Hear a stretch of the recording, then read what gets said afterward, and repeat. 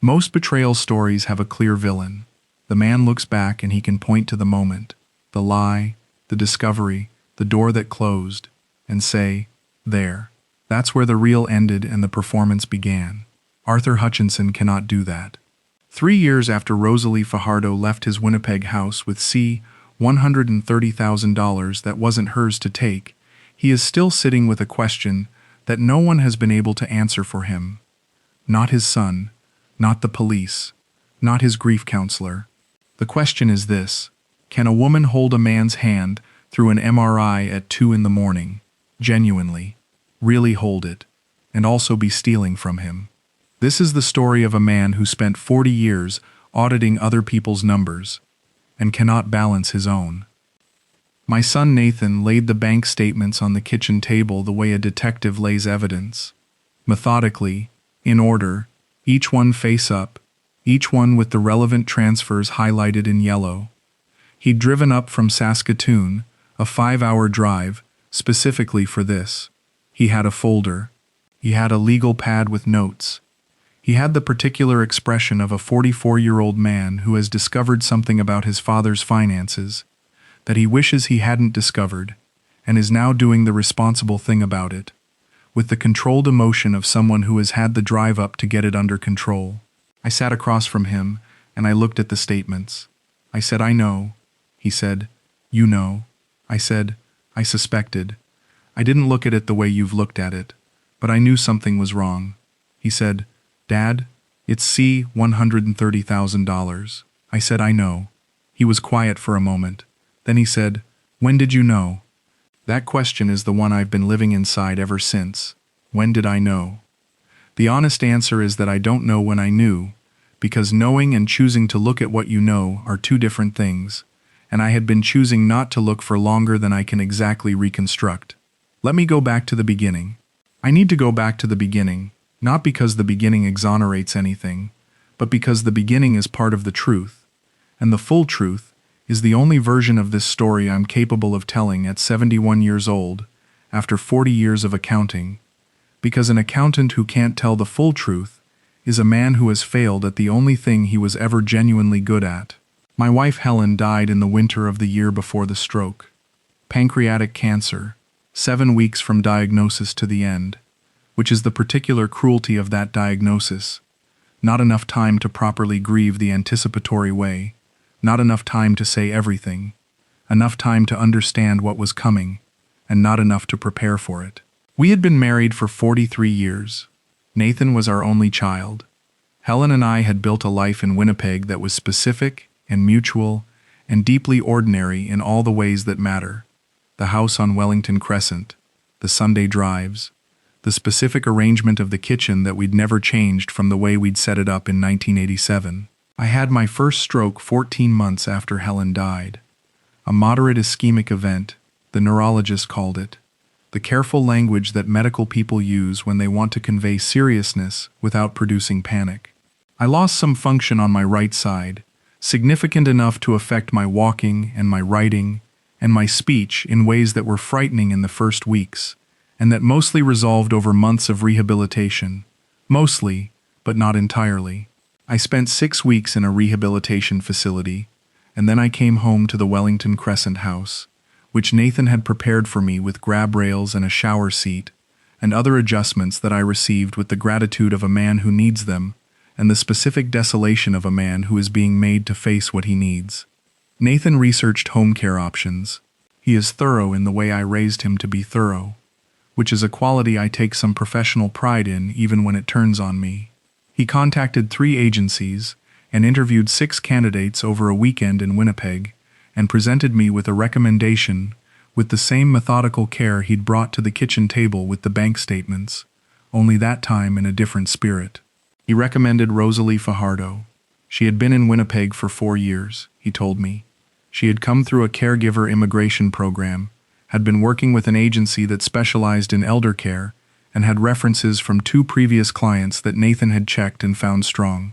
She was 31. She was from Baguio City in the Philippines, had trained as a nurse before the caregiver program, and had a reputation within the agency for taking on the more demanding placements. the ones where the clients had complex medical needs or difficult personalities or both. She started on a Monday in March.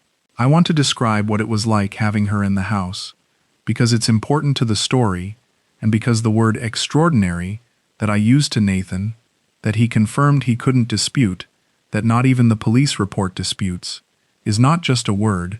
It was a specific quality of presence that I had not encountered in anyone who was being paid to provide it. She learned my medication schedule in the first week. Not just the names and the times, but the reasons. She asked the pharmacist. She looked things up. She wanted to understand the interactions between what I was taking, because she said that understanding the why was more important than remembering the what. She was right about that. She sat with me during the speech therapy exercises that I found humiliating in a way I hadn't expected to find them humiliating. A man who had been precise and articulate his whole professional life, reduced to practicing the pronunciation of words a child could say. And she did not perform patience, she just had it. There were nights in the first 2 months when the anxiety about having another stroke became physical, and I would wake at 3 in the morning with my heart doing something I didn't trust, and Rosalie, who slept in the second bedroom across the hall, would hear me and come without being called, the way a person hears someone who needs them before the sound is fully formed. She would sit in the chair by my bed and talk to me until my heart did what it was supposed to do, and then she would go back across the hall, and I would lie there in the dark, thinking about Helen in the way I thought about Helen constantly in those first months, and the thinking about Helen was different with another person in the house. Not better, not resolved, just different. Less like drowning, and more like standing in deep water, which is still deep water, but is a different thing. The second scare came in month 4. I was at the kitchen table on a Thursday morning, and I felt something in my head that I cannot describe more precisely than wrong, and I said Rosalie's name, and she was in the kitchen before I finished saying it. She called the ambulance. She told the dispatcher my medication history from memory. She rode in the ambulance, and when we got to the hospital she stayed, and when they told her it would be several hours of monitoring and she should go home and wait, she said she was staying, and they said there was nowhere to sit, and she said she'd find somewhere. She slept on the floor of a waiting area outside the monitoring unit for 6 nights. I know this because the nursing staff told me, not Rosalie herself. When I came around properly on the second day and asked where she was, the nurse said, "Your daughter is in the waiting room," and I didn't correct the assumption because correcting it would have required explaining what she actually was, and I didn't have the words for that yet, and also because the assumption felt, in some way I wasn't ready to examine, not entirely wrong. Nobody pays a woman to sleep on a hospital floor for 6 nights. That is the sentence I keep coming back to. Nobody pays a woman to do that convincingly. The convincing cost is too high for a performance, and I spent 40 years looking at costs, and I know when a price is more than an output is worth, unless the output is very valuable. That's the other side of the equation that I can't close. I want to be precise about when the relationship changed, because that precision matters to the accounting. It was month 7. I was managing better by then. The walking was close to what it had been. The speech was at about 90% of what the neurologist thought it would reach, and I had moved from being a patient in my own house to being a man in his own house who had some medical requirements. Rosalie had moved from being a presence organized around my medical needs to being a presence that was also, separately, company. Good company. She had a way of talking about Baguio, the pine trees on the hills above the city, the particular cold of it that nobody expects in a tropical country, the strawberry farms that tourists visited and locals took for granted, that made the place real to me in a way that places described by people who love them become real. I told Nathan on one of his monthly visits that Rosalie had become more than a caregiver. I said it carefully, aware of how it sounded, aware of the age difference and the professional context and the various reasons for Nathan to be concerned. Nathan said, "Dad, she's employed by us." I said I was aware of that. He said, "Are you sure this is?" I said I was 68 years old, and I had been widowed for nearly 2 years, and I was asking him to trust my judgment. He looked at me for a long moment, and then he said, "Okay, I trust your judgment." I could see in his face that the trust was real, and the concern was also real, and that he was choosing to lead with the trust, which I respected, and which I still respect, because it was the right call for a son to make, even if it turned out badly. Rosalie and I had a conversation, a real one, about what was happening. I said I wanted to be clear about what she was comfortable with, and what the boundaries were, and whether she felt any pressure that she shouldn't feel. She said, "Arthur, I'm 31. I can say no." She said it with the directness that I had come to understand was specific to her, rather than cultural, a personal quality, rather than a national one. She said, "I wouldn't be here if I didn't want to be." I believed her. I still believe that sentence was true when she said it. This is the ambiguity I have been living inside. We stopped the formal caregiving arrangement in month 10. She continued to help with my medical management because she knew it, and I trusted her, and it made practical sense, but we redefined the arrangement. She stayed in the house because we both wanted her to stay, and I paid her a monthly allowance that was less than her agency rate, but that she accepted without negotiation. Her agency was informed that the placement was ending. Nathan was informed that the arrangement was changing. Everything was done correctly on the surface. I should say clearly what I was feeling during this period, because I owe that honesty to the story. I was not confusing Rosalie with Helen. I want to be precise about that, because people assume it, and it was not true. I knew the difference. What I was feeling was something more specific than love in the romantic sense, though romantic elements were present. I was feeling the aliveness that comes with being genuinely cared for and genuinely caring in return, which I had lost when Helen died, and which I had not expected to find again, and which felt, in its unexpected arrival, like something I was not going to refuse, simply because a sensible man would have been more cautious. The money movement started, as I now understand, in month 13. Not with large amounts. The statements Nathan laid on the table showed it clearly. Small transfers first, amounts between $800 and $2,000, spread across months, to accounts I didn't recognize. Then, from month 18 onward, larger transfers, some directly initiated from my online banking, and some through what the fraud investigator later described as a layered transfer pattern that suggested familiarity with how to move money in ways that don't trigger automatic alerts. See, $130,000. Over approximately 20 months. The last transfer was the month before she left. She left in what I now calculate as month 32 of her time in my house. No confrontation, no scene. She told me on a Tuesday evening that she needed to go back to the Philippines for a family matter and would be a few weeks. She had her things in 2 bags. I helped her carry one of the bags to the car that she'd called. I hugged her at the door. She said, "Take your medications right." She drove away. She did not come back. I spent the first 2 weeks waiting. Then I rang the number I had for her. It connected, but she didn't pick up. I texted. The text showed delivered, but not read, and then the status changed to what it changes to when a number is no longer active.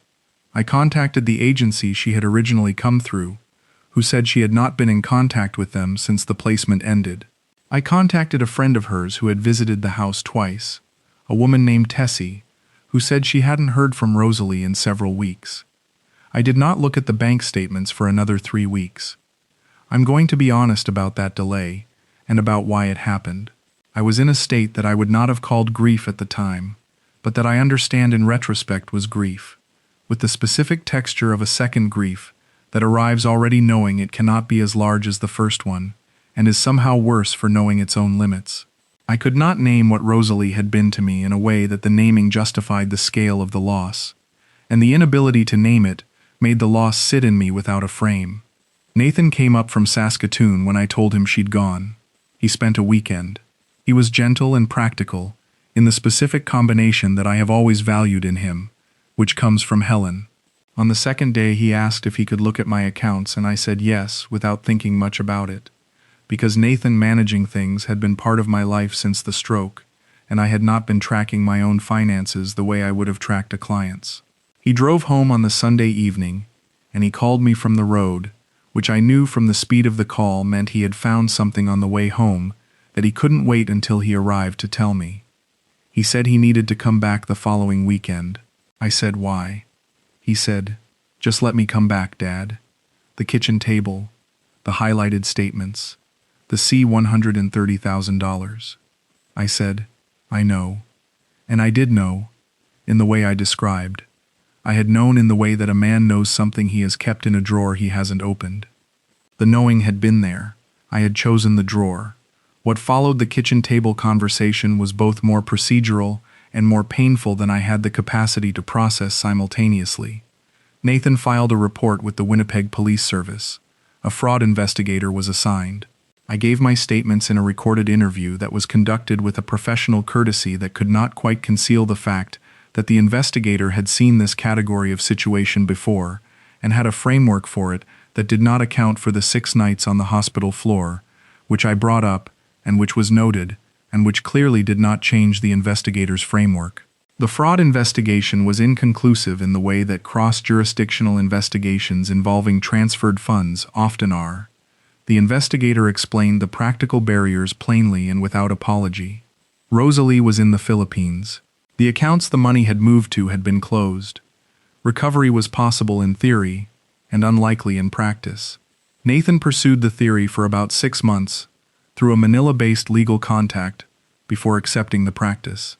Parallel to all of this, the investigation, the legal correspondence, Nathan's 6-month effort, I was living in the Wellington Crescent house and going to my grief counselor, a woman named Dr. Sandra Payne, who I had been seeing since Helen's death and had continued with through the stroke and the recovery and the years with Rosalie. I had told her about Rosalie in an ongoing way throughout, so when the situation resolved the way it resolved, she had the full context. Dr. Payne said I needed to hold complexity. That's the phrase she used. Not immediately. She gave me several sessions of processing before she used it. But when she did use it, she was clear about what she meant. She said the evidence of the theft and the evidence of genuine care existed simultaneously, and that resolving them into a single story, either all fraud or all love, would be false to the actual experience and would prevent me from fully grieving what I had actually lost, which was complicated. Nathan wants a simpler version. He is not wrong to want it. He is my son, and something was done to his father, and he has a son's natural interest in classifying it clearly, so that he knows what to be angry about and what to protect against in the future. He says I should call her a criminal and close the file. He says the 6 nights on the hospital floor could have been strategic. That a woman who intended to steal $130,000 over 20 months would have calculated that the investment of 6 nights on a hospital floor was worth it. He is not wrong that this is possible. He is wrong that this is the only possibility. I have spent 3 years trying to settle the question that sits between Nathan's version and Dr. Payne's instruction. Here is what I know with certainty. The money moved. $130,000 of my retirement savings moved in a pattern that cannot be explained by error or innocence. Rosalie had the access and the familiarity with my accounts to move it. The pattern of the movement shows deliberateness. Small early amounts that establish the channel, larger later amounts that use the established channel. The whole structure designed to avoid triggering the alerts that would have brought it to my attention sooner. Here is what I also know with certainty. The 6 nights on the hospital floor were real. The nurses confirmed them. I did not ask them to confirm the nights.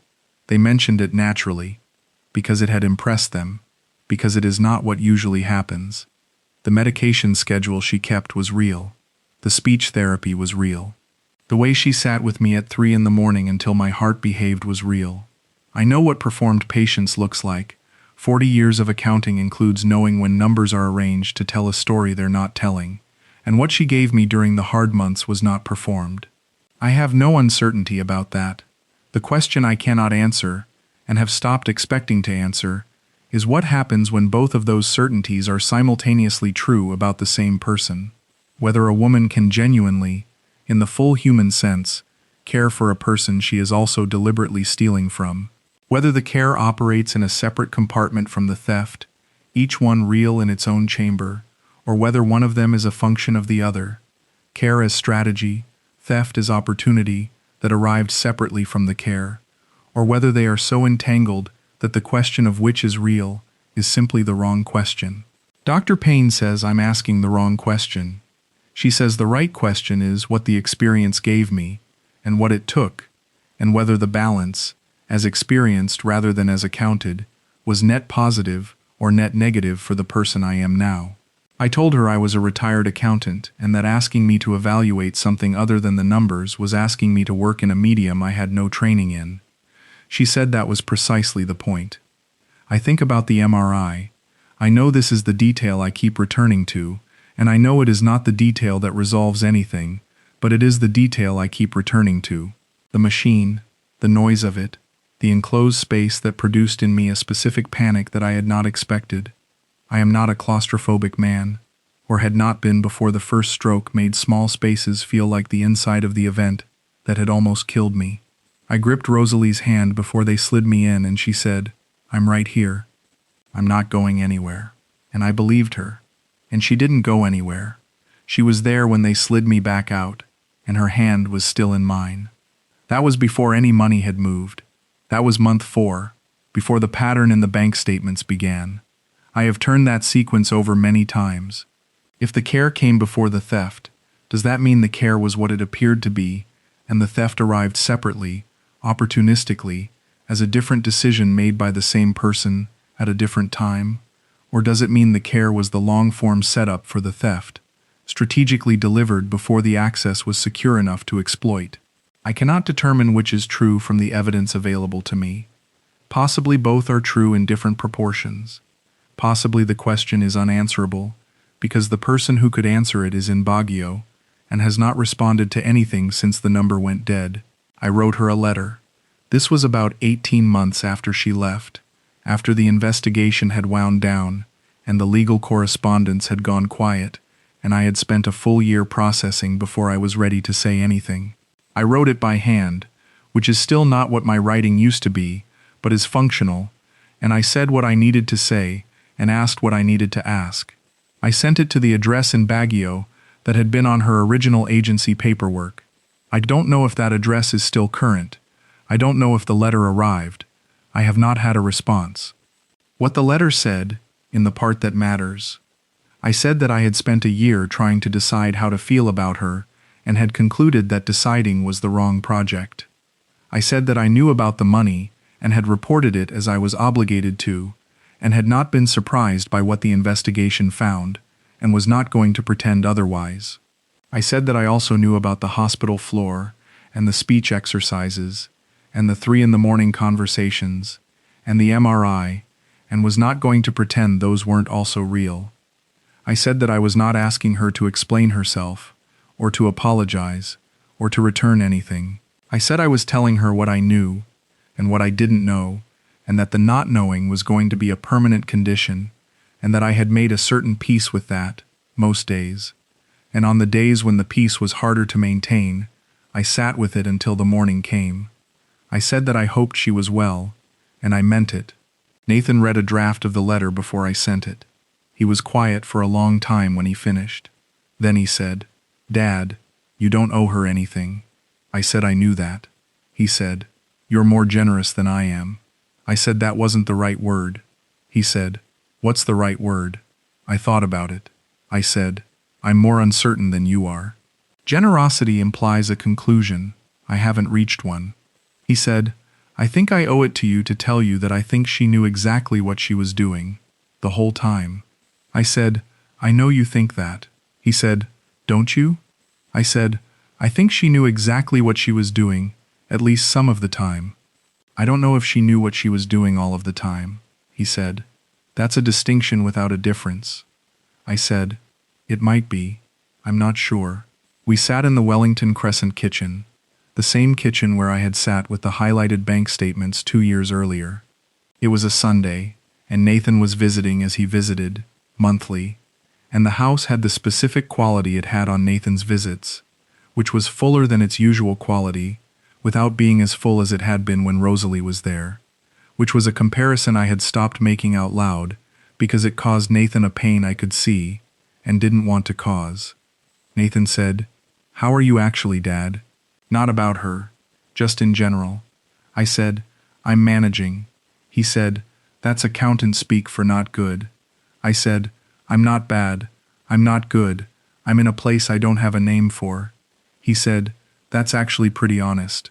I said, "I've been working on it."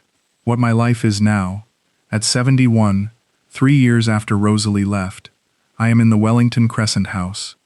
I have a woman who comes 3 mornings a week, hired through the same agency, and subject to rather more financial scrutiny than I applied last time, who helps with the things that my right side still makes difficult, and who is pleasant and professional, and not Rosalie. I have Nathan visiting monthly. I have Dr. Payne every 2 weeks. I have the specific habits of a man who has been retired for 6 years and who has organized his days around the small structures that make a quiet life livable. The morning coffee, the newspaper that I still take in print because I am 71 and entitled to my preferences, the afternoon walk along the river that my physiotherapist recommended and that I have come to genuinely value rather than merely comply with. I have the question. It is less loud than it was in the first year. In the first year it was a constant foreground noise, something I was always aware of and frequently unable to think around. Now it is more like background, present, identifiable, not resolved, but not demanding the same continuous attention. Dr. Payne says this is progress. She says the question not being answered is different from the question not being manageable. I am trying to believe the distinction is meaningful. I am retired accountant. For 40 years I closed books. I made columns balance. I found the discrepancies and traced them to their sources, and reconciled the numbers until the ledger was clean. That was the work, and I was good at it, and the professional satisfaction of it was the satisfaction of a world that could be made to add up. What I have learned in the 3 years since Rosalie left is that some ledgers cannot be closed.